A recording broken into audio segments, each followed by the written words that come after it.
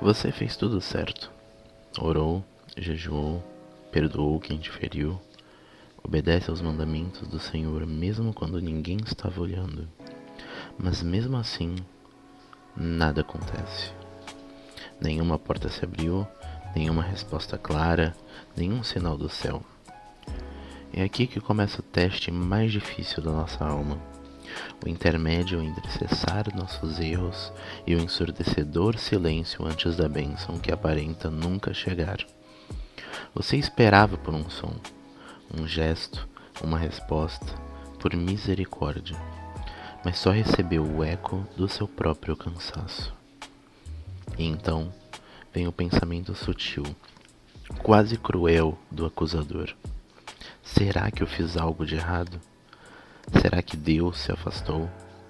Será que obedecer me trouxe até o lugar errado? Mas e se não for um erro? E se for um processo divino de amadurecimento? E se o silêncio não for ausência, mas revelação? Muitas vezes o céu se cala, não porque te abandonou. As escrituras citam guerras espirituais e mais uma dezena de motivos de por que, possivelmente, essa angústia possa estar acontecendo em sua vida. Mas todas elas implicam em um fato consumado. Deus precisa confiar que você já aprendeu a caminhar mesmo sem aplausos. E isso é fé em sua definição mais pura. Recebemos uma fé do Senhor em nós que muitas vezes não conseguimos ofertar de volta ao Senhor. Hoje você vai entender por que Deus parece se calar quando a sua alma está mais rendida a Ele. Mas antes de começar, precisamos deixar um ponto bem claro aqui. Nós vivemos em uma geração que aprendeu a medir bênção com velocidade. Se está andando rápido, é Deus, mas se parou, então obviamente deve ter algo errado. Mas e se for justamente o contrário?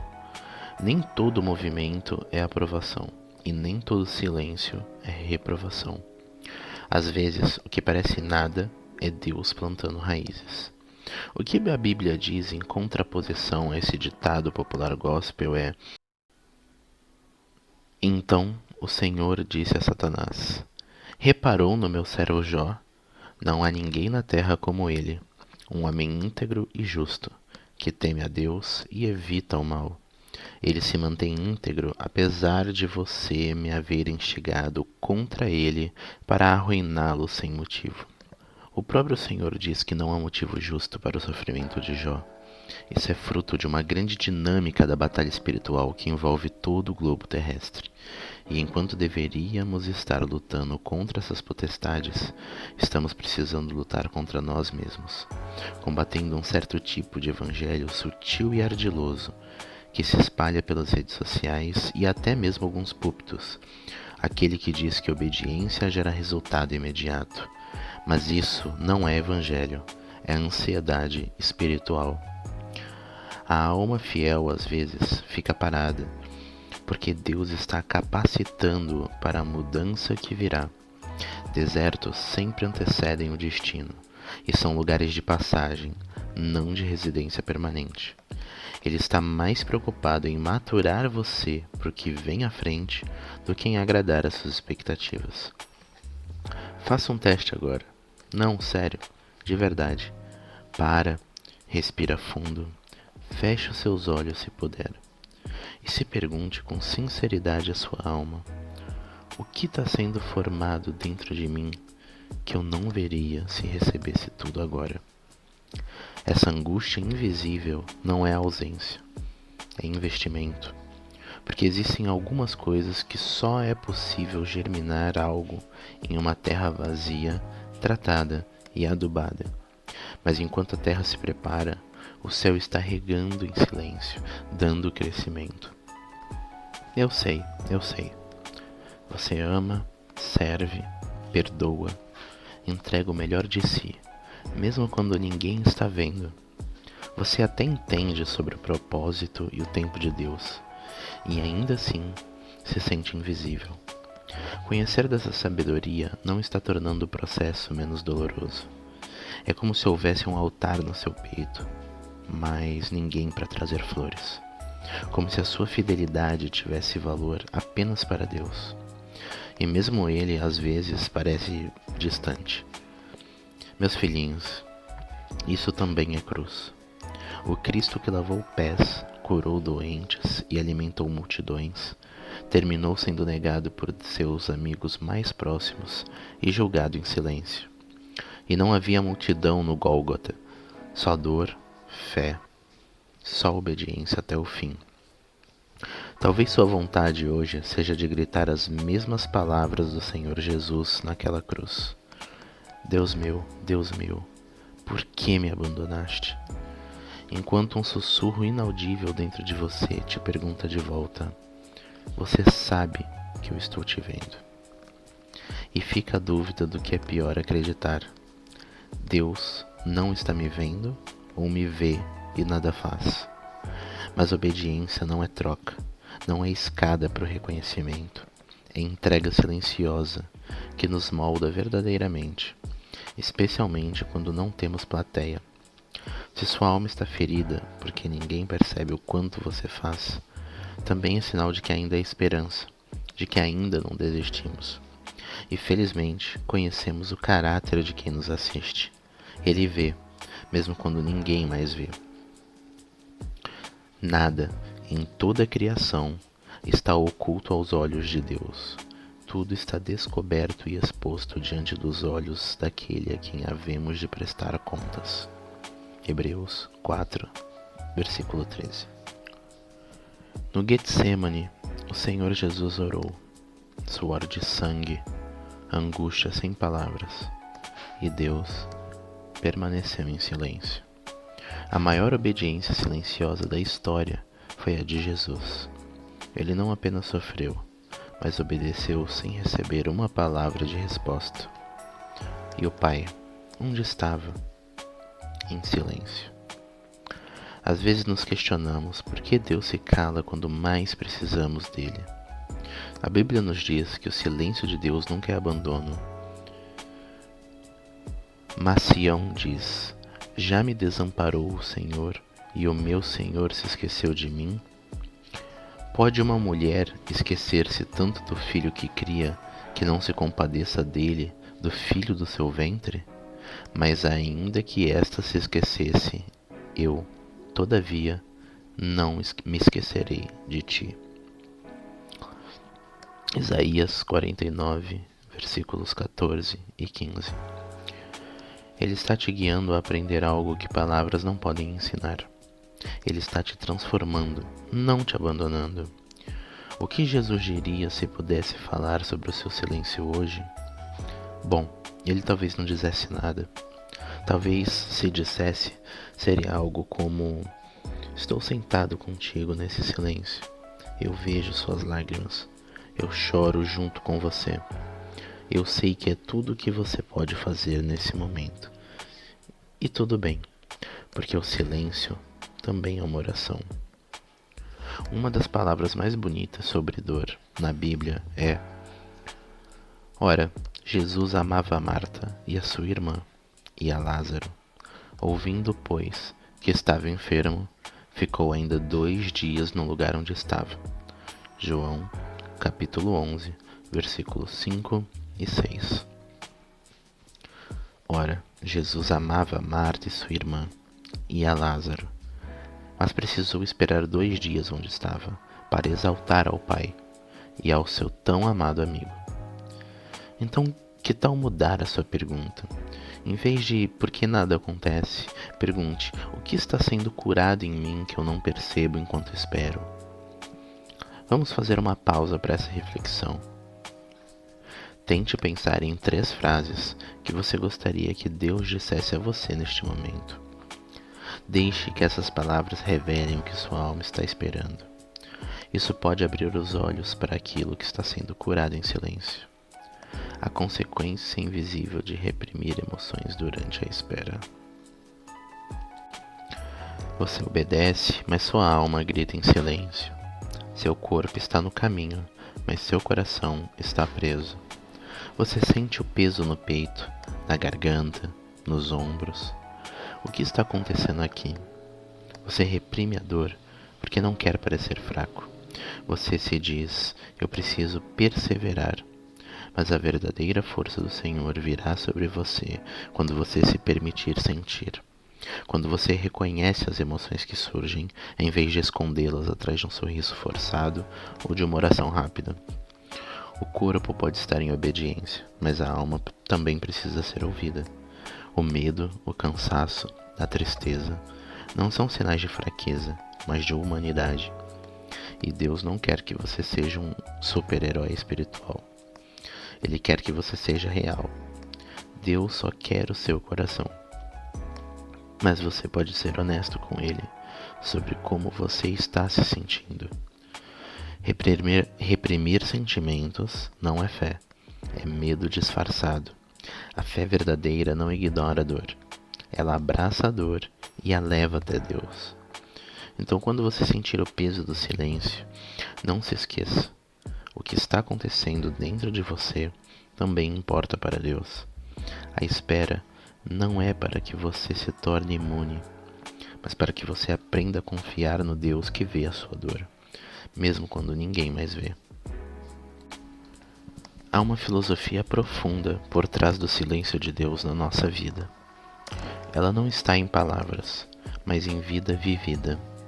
E se você olhar com atenção, verá que o paradoxo da obediência silenciosa é um dos maiores mistérios da fé.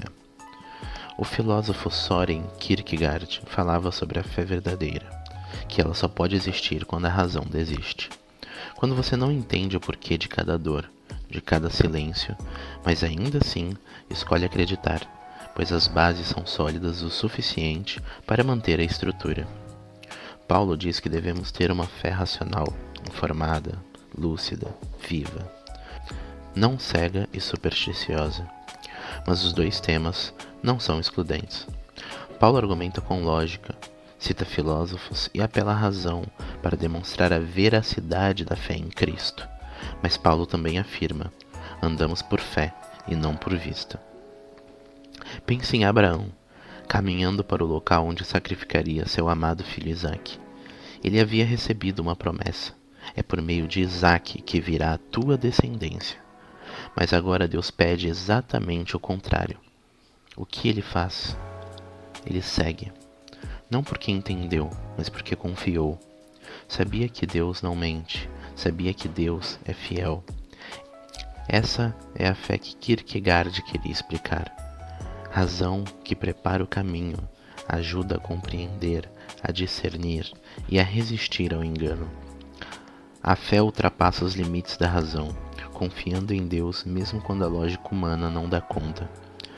Nós podemos imaginar assim: Paulo constrói os alicerces. Kierkegaard mostra que sobre eles também se caminha no escuro. A fé verdadeira não é uma fé que tem respostas. É uma fé que segue apesar da falta de explicações. A primeira igreja também viveu isso. Se a primeira igreja tivesse esperado a vinda do Espírito Santo apenas quando quisessem, eles teriam desistido antes mesmo de começar. Esperaram em silêncio, sem saber por quanto tempo, sem saber se viria. E mesmo assim, esperaram orando, porque o silêncio não era ausência, era preparação. A espera não é a ausência de Deus. Ela é a escola da alma, onde aprendemos a confiar sem sinais claros. E assim, quando o Espírito se derramou, eles estavam prontos para recebê-lo. E você, meu irmão, minha irmã, está sendo moldado, mesmo na dor e no silêncio. A obediência silenciosa é o campo onde Deus prepara os mais profundos encontros. Você busca a paz. Anseia por ela, como um oásis no deserto da ansiedade e do medo. Mas e se eu te dissesse que você pode estar buscando por algo que você já tem? Muitas vezes confundimos paz com a ausência de conflito. Achamos que paz é não sentir o peso da espera, o vazio do silêncio. Mas paz não é a ausência de luta. Paz é a presença de propósito, mesmo no meio da luta. Se você busca por paz, precisa entender que você já a tem, e basta acessá-la, pois foi uma promessa direta do Senhor Jesus. O silêncio de Deus não é castigo, é preparação. Às vezes Deus te chama para viver sem aplausos, porque é nesse lugar de quietude que você realmente aprende a escutar. E não é no aplauso que você vai encontrar sua verdadeira identidade, mas no abraço silencioso do Pai que te chama para o seu coração. Então, quando o vazio parece profundo e o silêncio de Deus ressoa mais alto que qualquer palavra, a nossa tendência é fugir. Fugir para a distração, para o movimento constante, para qualquer coisa que nos tire do desconforto. Mas e se o silêncio fosse um convite?